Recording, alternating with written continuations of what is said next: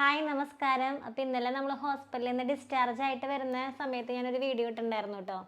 അത് ഞാൻ ശരിക്കും നിങ്ങൾക്കൊരു സസ്പെൻസ് തന്ന് നിർത്തിയതൊന്നുമല്ല. എനിക്ക് എൻ്റെ സിറ്റുവേഷൻ കൊണ്ട് ഞാൻ പറയണം എന്നൊക്കെ വിചാരിച്ചിട്ടായിരുന്നു വീഡിയോ സ്റ്റാർട്ട് ചെയ്തത്. പക്ഷേ എനിക്ക് വണ്ടിയൊക്കെ മൂവ് ചെയ്യുമ്പോൾ എനിക്ക് നിങ്ങളുടെ അടുത്ത് കാര്യമായിട്ട് സംസാരിച്ച വിഷ്വൽസും വോയിസും അത്ര ക്ലിയർ ആവില്ലായിരുന്നു. അപ്പോൾ അതുകൊണ്ടാണ് ഞാൻ പിന്നെ അടുത്ത വീഡിയോയിൽ പറയാമെന്ന് പറഞ്ഞത്, അല്ലാതെ സസ്പെൻസ് ഇട്ടിട്ട് പോയതല്ല കേട്ടോ. പിന്നെയെന്ന് പറഞ്ഞാൽ ഈ ഒരു കാര്യം ഞാനിപ്പോൾ സത്യം പറഞ്ഞാൽ മൂന്നാമത്തെ പ്രാവശ്യമാണ് ഞാൻ ഈ ഒരു കാര്യം പറഞ്ഞിട്ട് വീഡിയോ ഷൂട്ട് ചെയ്യുന്നത്. ഞാൻ പറയുന്നത് എന്തെങ്കിലും മിസ്റ്റേക്ക് ഉണ്ടോ, അല്ലെങ്കിൽ ഞാൻ പറയാൻ പാടില്ലാത്ത കാര്യങ്ങൾ ഞാൻ പറയുന്നുണ്ടോ എന്നൊക്കെയുള്ള നമ്മൾ പബ്ലിക്കിനോട് പല കാര്യങ്ങളും പറയുമ്പോൾ നമ്മൾ സൂക്ഷിച്ചും കണ്ടും വേണം സംസാരിക്കാനായിട്ട്. അത് ഇത്തിരി സീരിയസ് ഉള്ള മാറ്റർ ആകുമ്പോൾ നമ്മൾ ശ്രദ്ധിക്കണം. ഞാൻ ഹോസ്പിറ്റലിൽ വെച്ച് തന്നെ 2 വീഡിയോ ഷൂട്ട് ചെയ്തിട്ടുണ്ടായിരുന്നു. പക്ഷേ എനിക്ക് അതിൽ കുറച്ച് തിരുത്തലുകളൊക്കെ വേണം എന്ന് തോന്നിയത് കൊണ്ടാണ് ഞാനിപ്പോൾ മൂന്നാമത് ഈ ഒരു വീഡിയോ ഷൂട്ട് ചെയ്യുന്നത്. അത് ഞാൻ പോസ്റ്റ് ചെയ്തില്ല, എഡിറ്റ് ചെയ്യുക പോലും ചെയ്തില്ല. എനിക്ക് തോന്നി ഞാൻ അതിൽ പറയേണ്ട കാര്യങ്ങളല്ല, കുറച്ചും കൂടെ അത്ര കാര്യങ്ങളൊന്നും ഞാൻ പറയണ്ട എന്ന് തോന്നിയത് കൊണ്ടാണ് ഇപ്പം ഞാൻ മൂന്നാമത് ഈ വീഡിയോ ഷൂട്ട് ചെയ്യുന്നത്. അപ്പോൾ കുറച്ച് പേരൊക്കെ അറിഞ്ഞിട്ടുണ്ട്, നമ്മുടെ വീഡിയോൻ്റെ അടിയിൽ തന്നെ വന്ന് കമൻറ്റ് ഒക്കെ ഇട്ടിട്ടുണ്ട്. ഞാൻ പറഞ്ഞിട്ടുണ്ടായിരുന്നില്ലേ, കാണുമ്പോൾ നിങ്ങൾക്ക് എന്തെങ്കിലും വ്യത്യാസം തോന്നുന്നുണ്ടോ എന്നുള്ളത്. നമ്മുടെ വീഡിയോ സ്ഥിരമായിട്ട് കാണുന്നവർക്ക് അറിയാം, കണ്ണൻ പല കാര്യങ്ങളോടും ഒരുപാട് വലിയ കാര്യങ്ങളോടൊന്നല്ല, അവന് ചെറിയ ചെറിയ സന്തോഷങ്ങളേ ഉള്ളൂ. വലിയ ടോയ്സ് ഒന്നുമല്ല അവന് ഇഷ്ടം. ഞാൻ എപ്പോഴും പറയാറുണ്ട്, ചെറിയ മത്തങ്ങ ബലൂണും കാര്യങ്ങളൊക്കെയാണ് അവന് ഏറ്റവും ഇഷ്ടമുള്ളത് എന്നുള്ളത്. അതുപോലെ തന്നെയാണ് രാവിലെ തന്നെ കുളിച്ച് കുറിയൊക്കെ തൊട്ട് മിടുക്കനായി അവൻ്റെ ആഭരണങ്ങൾ, അത് അവന് ഭയങ്കര അത്രയും ഇഷ്ടമുള്ളൊരു കാര്യമാണ്. ചെറുപ്പം മുതൽക്ക് നമ്മളൊരു 6 മാസത്തിലാണ് നമ്മൾ പേരുവിളിയൊക്കെ വിചാരിച്ചിട്ടുണ്ടായിരുന്നത്. പക്ഷെ 6 മാസത്തിൽ നമുക്ക് പേരുവിളി നടത്താനായിട്ട് പറ്റിയില്ല. 5 മാസം ലാസ്റ്റൊക്കെ ആയപ്പോഴേക്കും കാണാൻ വയ്യാണ്ടൊക്കെ വന്നിട്ടുണ്ടായി. ആ സമയത്ത് തന്നെ എൻ്റെ അച്ഛനും അമ്മയും അവിടെ അവനുള്ള സ്വർണ്ണങ്ങൾ ഏകദേശം ഒരു 4-4.5 പവനുള്ള സ്വർണം അവനവിടെ വാങ്ങി വെച്ചിട്ടുണ്ടായിരുന്നു. വള, മാല, അരഞ്ഞാണം, തള ഒക്കെ ആയിട്ട്, മോതിരം, അങ്ങനെയൊക്കെ ആയിട്ട് എല്ലാ സ്വർണ്ണങ്ങളും അവനവിടെ വാങ്ങി വെച്ചിട്ടുണ്ടായിരുന്നു. പക്ഷേ നമ്മൾക്ക് നിർഭാഗ്യവശാൽ നമുക്കത് അവന് പെരുവിളി നടത്താനോ ഇട്ട് കൊടുക്കാനോ ഒന്നും സാധിച്ചിട്ടുണ്ടായിരുന്നില്ല. പിന്നെ ഹോസ്പിറ്റലിൽ വെച്ചിട്ടാണ് നമ്മൾ ഈ സാധനങ്ങളൊക്കെ അവന് ഇട്ട് കൊടുക്കുന്നത് പോലും. ഞങ്ങൾക്കത് അവന് ഇട്ട് കാണാൻ വേണ്ടിയിട്ട്. ഇപ്പോൾ അന്ന് വയ്യാണ്ട് വന്ന് 5 മാസത്തിൽ വയ്യാണ്ട് വന്നപ്പോൾ ലക്ഷങ്ങൾ, എത്ര ലക്ഷം നമ്മളുടെ കയ്യിൽ നിന്ന് ചിലവായുള്ളതെന്ന് സത്യം പറഞ്ഞാൽ ഞങ്ങൾക്ക് കണക്കില്ല. അത്രയും അധികം നമുക്ക് പൈസ നമ്മുടെ കയ്യിൽ നിന്ന് ചിലവായുണ്ട്. എന്നിട്ട് പോലും മോന് വേണ്ടി വാങ്ങി വെച്ചിട്ടുള്ള ആ സ്വർണ്ണാഭരണങ്ങളൊന്നും തന്നെ നമ്മൾ അതിനൊരു പൊടി പോലും നമ്മൾ തൊട്ടില്ല. കാരണം അത് ഉണ്ണിക്ക് വേണ്ടിയാണ്. നമ്മുടെ വീട്ടിൽ, എൻ്റെ വീട്ടിലാണെങ്കിൽ ആദ്യമായിട്ട് ഉണ്ടായതാണ് കാണാൻ. നമ്മൾ അത്രയും അധികം ആഗ്രഹിച്ച് കൊതിച്ച് ഉണ്ടായൊരു മോനാണ്. അപ്പോൾ അവന് നമ്മളെല്ലാ കാര്യങ്ങളും ഏറ്റവും ബെസ്റ്റ്, ഏറ്റവും നല്ലത്, അവൻ്റെ ഇഷ്ടങ്ങൾ, അതൊക്കെ നമ്മൾ അത്രയും ഇമ്പോർട്ടൻസ് നമ്മൾ കൊടുക്കാറുണ്ട്. ഞാൻ പറഞ്ഞു എന്തൊന്നുമല്ല, നമ്മൾ ഹോസ്പിറ്റലിൽ അഡ്മിറ്റ് ആയ സമയത്ത് 21-ാം തീയതിയാണ് നമ്മൾ ഹോസ്പിറ്റലിൽ അഡ്മിറ്റ് ആയത്. അഡ്മിറ്റ് ആയ സമയത്ത് അതിന് ശ്വാസം തടസ്സം ഭയങ്കരമായിട്ടുണ്ടായിരുന്നു. ഓക്സിജൻ വെച്ചിട്ടുണ്ട്. അപ്പോൾ എല്ലാവരും എന്നോട് ചോദിച്ചത് മൂക്കിൽ ട്യൂബ് ഇട്ടെന്നുള്ളത്. മൂക്കിൽ ട്യൂബ് ഇട്ടതായിരുന്നില്ല കേട്ടോ. അത് കുട്ടികൾക്ക് മാസ്ക് വയ്ക്കുന്നതിനേക്കാൾ, അത് മാസ്ക് ആകുമ്പോൾ തട്ടിക്കളയില്ല. അപ്പോൾ ജസ്റ്റ് 2 ട്യൂബ് വെച്ചിട്ട് ഇവിടെ ഒരു ടാപ്പ് വെച്ച് ഒട്ടിച്ച് അപ്പോൾ ഇരിക്കും, ഓക്സിജനുള്ളിലേക്ക് കിട്ടില്ല. അപ്പോൾ അങ്ങനെയായിരുന്നല്ലോ, അത് മൂക്കിൽ ട്യൂബ് ഇട്ടതൊന്നും ആയിരുന്നില്ല കേട്ടോ. അപ്പോൾ അങ്ങനെ ട്യൂബൊക്കെ ഇട്ടിട്ടുണ്ട്. പിന്നെ സക്ഷൻ ചെയ്യുന്നതാണ് എനിക്ക് ഏറ്റവും വിഷമം തോന്നിയിട്ടുള്ള കാര്യം. കാരണം മൂക്കിൽ ട്യൂബ് ഇട്ടിട്ട് കഫം വലിച്ചെടുക്കാൻ, കഫം ഓവറായിട്ട് മൂക്കിൽ കൂടെ വരുന്നതായിരുന്നു അവന് ശ്വാസം കിട്ടാനൊക്കെയുള്ള ബുദ്ധിമുട്ടുണ്ടായിരുന്നത്. കഫം പോകുന്നത് നല്ലതാണ്, പക്ഷേ മൂക്കിൽ അഡ്നോയിഡിൻ്റെ പ്രശ്നമുള്ളത് കൊണ്ട് തന്നെ അധികമായിട്ട് കഫം പോന്നപ്പോൾ അവനത് ശ്വാസം കിട്ടാനുള്ളൊരു ബുദ്ധിമുട്ടുകളൊക്കെ ഉണ്ടാക്കി. അപ്പോൾ എല്ലാ പ്രാവശ്യവും നമ്മൾ അഡ്മിറ്റ് ആവുന്നതിനേക്കാളും ഭയങ്കര ഒരു മനസ്സിന് വിഷമം ഉണ്ടായിരുന്നു സത്യം പറഞ്ഞ ഇപ്രാവശ്യം. കഴിഞ്ഞ പ്രാവശ്യം എന്ന് പറഞ്ഞാൽ നമുക്ക് അങ്ങനെ നെബുലൈസ് ചെയ്യാനും ആൻറ്റിബയോട്ടിക്കും അങ്ങനത്തെ മെഡിസിൻസും മാത്രമേ ഉണ്ടായിരുന്നുള്ളൂ. പ്രാവശ്യം ഓക്സിജൻ വെക്കേണ്ടി വന്നു, ഇടയ്ക്കിടയ്ക്ക് സക്ഷൻ ചെയ്യേണ്ടി വന്നു. അപ്പോൾ ആ വേദന തിന്നുന്നത് കാണുമ്പോൾ നമുക്ക് എന്തായാലും അമ്മയല്ലേ, വിഷമമില്ലാതിരിക്കില്ലല്ലോ. അപ്പോൾ അങ്ങനെ ഭയങ്കര ഒരു വിഷമം ഉണ്ടായിരുന്നു. ഞാനത് ആ സമയത്ത് വീഡിയോസിൽ ഞാൻ നിങ്ങളുടെ അടുത്ത് പറഞ്ഞിട്ടുണ്ടല്ലേ.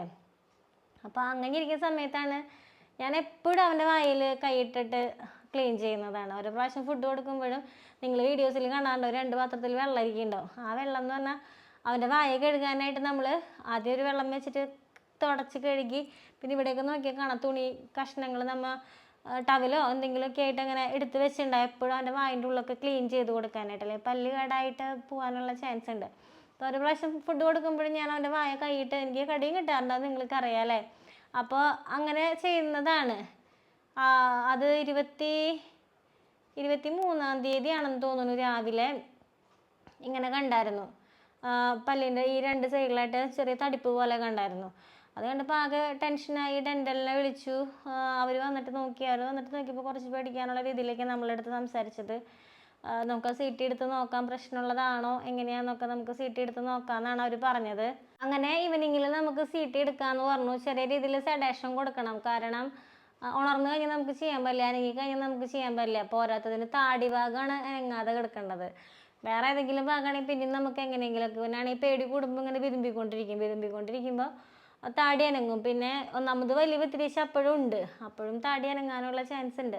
അപ്പോൾ സീറ്റ് എടുക്കാന്ന് പറയുന്നത് കുറച്ച് ബുദ്ധിമുട്ടുള്ള കാര്യമായിരുന്നു, കാരണം അനങ്ങാതെ കിടക്കുകയാണല്ലോ. അങ്ങനെ ഞങ്ങൾ സീറ്റ് എടുക്കേണ്ട കാര്യങ്ങളൊക്കെ പറഞ്ഞിട്ട് അതിപ്പോൾ ഞാൻ കറക്റ്റ് ടൈം പറയുന്നതിന് കാരണം ഇപ്പോൾ നമുക്ക് അതിൻ്റെ പ്രൂഫ് കിട്ടിയതുകൊണ്ടാണ് കേട്ടോ. എനിക്ക് കറക്റ്റ് ടൈം ഓർമ്മയുണ്ടായിരുന്നില്ല, ഞാൻ പറഞ്ഞിരുന്ന സമയമൊക്കെ തെറ്റായിരുന്നു.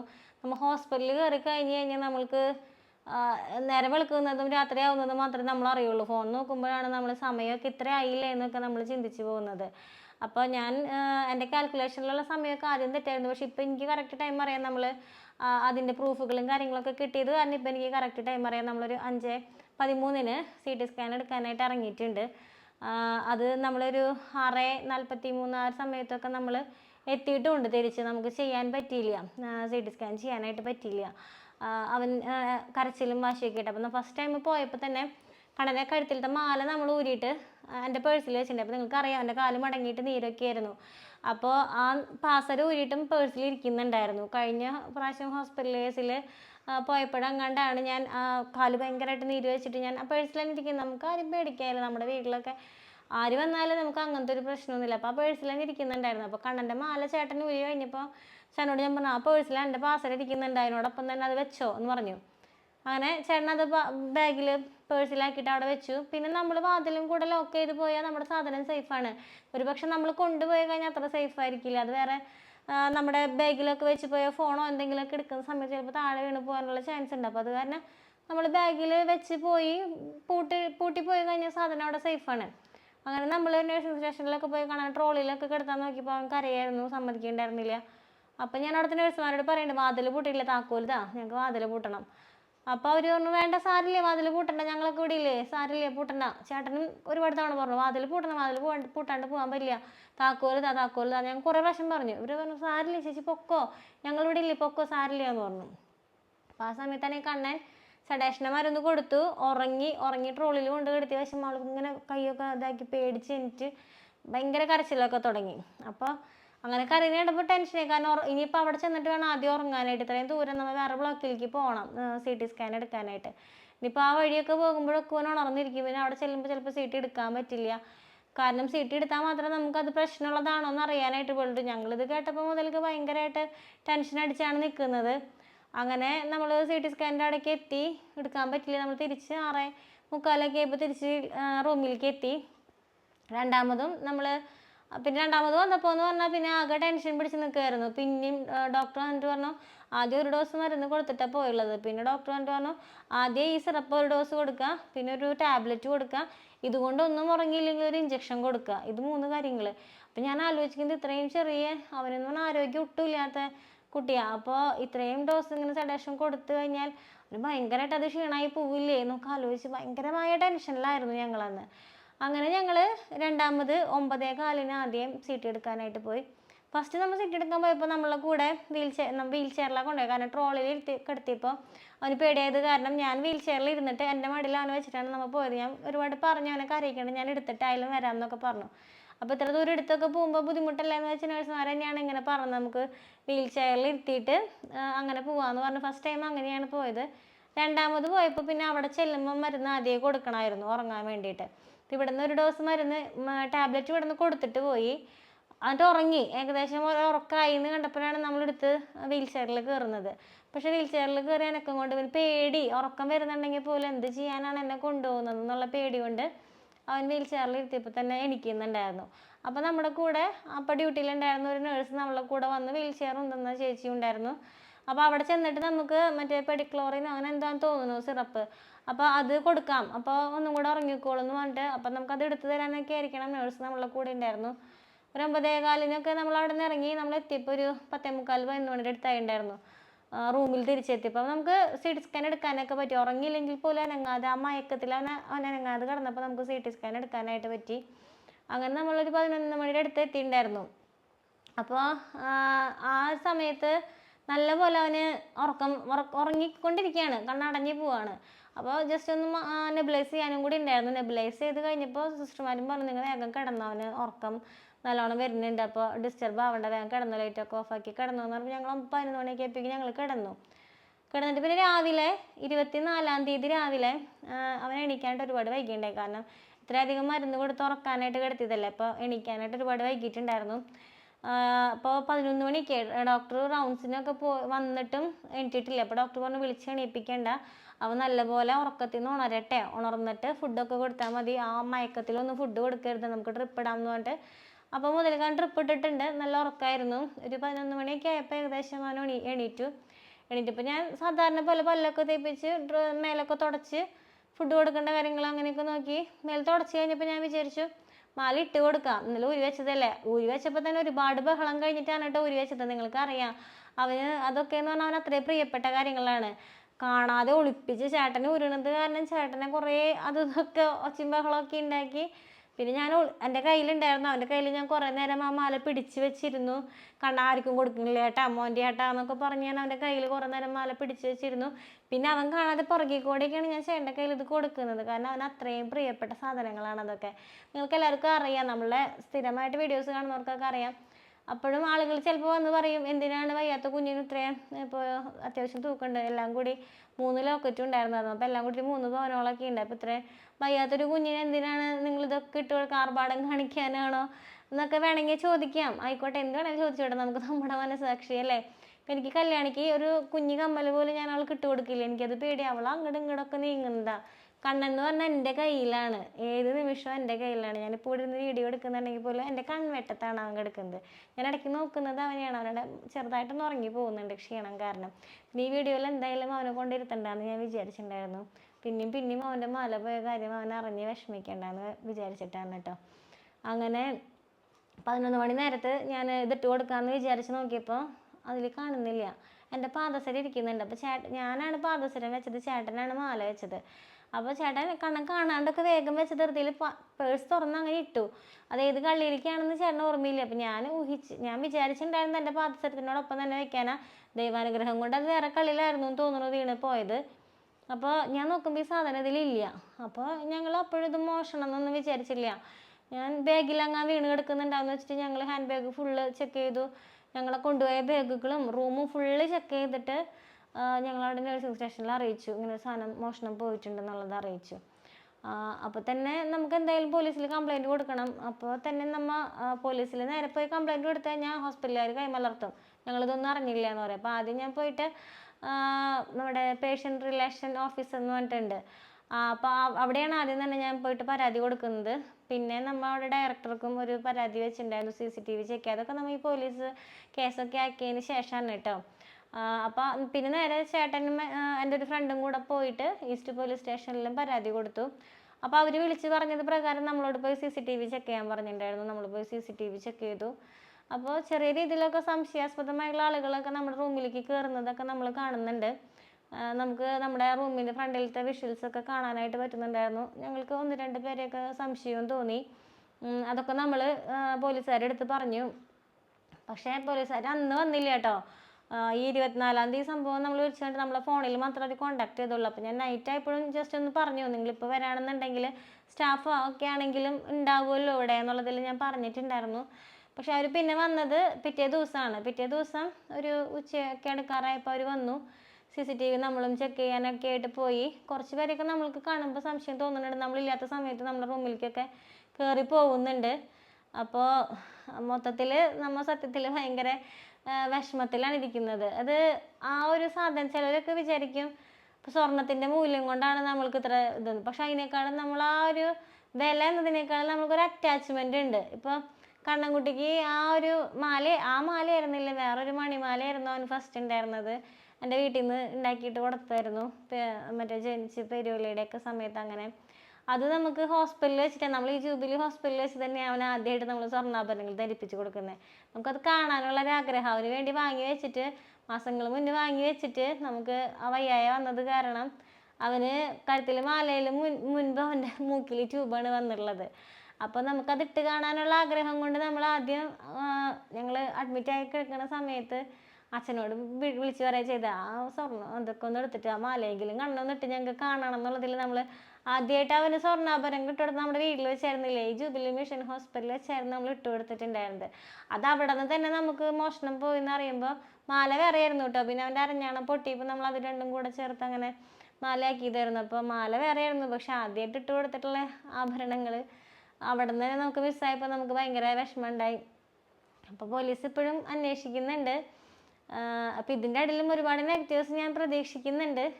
അത് സാരമില്ല, നെഗറ്റീവ്സ് പറയുന്നത് നമ്മുടെ നിങ്ങളിടുന്ന നെഗറ്റീവ് കമൻ്റ് എന്ന് പറയുന്നത് എൻ്റെ 2 ക്ലിക്കിൻ്റെ ഒരു ഐസ് മാത്രമേ അതിനുള്ളൂ. ഞാൻ 2 ക്ലിക്ക് ചെയ്ത് കഴിഞ്ഞാൽ അതിൻ്റെ ഐസ് അവിടെ തീർന്നു, അത്രയേ ഉള്ളൂ. ഞാൻ അത്രേ വിചാരിക്കുന്നുള്ളൂ. നിങ്ങൾ നെഗറ്റീവ് കമൻറ്റ്സ് ടൈപ്പ് ചെയ്യാനായിട്ട് നിങ്ങൾക്ക് ചിലപ്പോൾ വലിയ പാരാഗ്രാഫൊക്കെ ആയിട്ട് അരമണിക്കൂറൊക്കെ നിങ്ങൾ ചിലപ്പോൾ അത് നെഗറ്റീവ്സ് ടൈപ്പ് ചെയ്യും. എന്തിനാണ് ഈ കൊച്ചിന് ഇത്രയും സ്വർണ്ണത്തിൻ്റെ ഒക്കെ ഇട്ട് കൊടുത്തത്, സ്വർണ്ണത്തിൻ്റെ വില നിങ്ങൾക്ക് അറിയുന്നതല്ലേ, നിങ്ങൾ ശ്രദ്ധിക്കണമായിരുന്നു, അത് നിങ്ങളുടെ തെറ്റാണെന്നൊക്കെ പറയായിരിക്കാം. ആയിക്കോട്ടെ, കുഴപ്പമില്ല. നമ്മളുടെ വിലപിടിപ്പുള്ള സാധനങ്ങൾ അവിടെ വെച്ചിട്ട് നമ്മൾ അവരുടെ അടുത്ത് താക്കോൽ ആവശ്യപ്പെട്ടിട്ടുണ്ടായിരുന്നു, പക്ഷെ താക്കോൽ അവർ തന്നില്ല. അതിന് ഞാൻ അവരെ കുറ്റം പറയല്ല, നമ്മളുടെ വായെന്ന് വീണ് പോകുന്ന ഒരു വാക്ക് മതിയില്ലേ. ഇപ്പോൾ അങ്ങനെ തരാതെ നഴ്സുമാർക്ക് ഇപ്പോൾ ഒരുപാട് റിഗ്രറ്റ് അടിക്കുന്നുണ്ടാവും, അയ്യോ ഞങ്ങളത് തന്നിരുന്നെങ്കിൽ എന്നൊക്കെ. പക്ഷെ നമ്മൾ ഒരിക്കലും അവരെ കുറ്റം പറയുന്നില്ല. ആരും നമ്മൾ കുറ്റം പറയുന്നത് നമുക്ക് അറിയില്ല, ആരാണിത് ചെയ്തതെന്ന് നമുക്കറിയില്ല. നമ്മൾ അറിയാത്ത കാര്യത്തിനെ പറ്റി നമ്മൾ ഒരിക്കലും സംസാരിക്കാൻ പാടില്ല. അങ്ങനെ വിശ്വസിക്കുന്ന ഒരാളാണ് ഞാൻ. പക്ഷേ പോലീസ് എന്തായാലും അന്വേഷിച്ചിട്ട് നമുക്കിതിനൊരു തീർപ്പുണ്ടാക്കി തരണം. അല്ലാന്നുണ്ടെങ്കിൽ എന്നെക്കൊണ്ട് ഞാനൊരിപ്പോൾ സാധാരണ ഒരു വ്യക്തിയാണ്, ഒരുപാട് വലിയ പിടിപാടുകളും കാര്യങ്ങളും അങ്ങനെ ഒന്നുള്ള ഒരാളല്ല, സാധാരണ ഒരു വ്യക്തിയാണ്. എനിക്ക് സപ്പോർട്ടായിട്ട് എൻ്റെ വ്യൂവേഴ്സ്, എൻ്റെ സബ്സ്ക്രൈബേഴ്സ് നിങ്ങൾ മാത്രമാണുള്ളത്.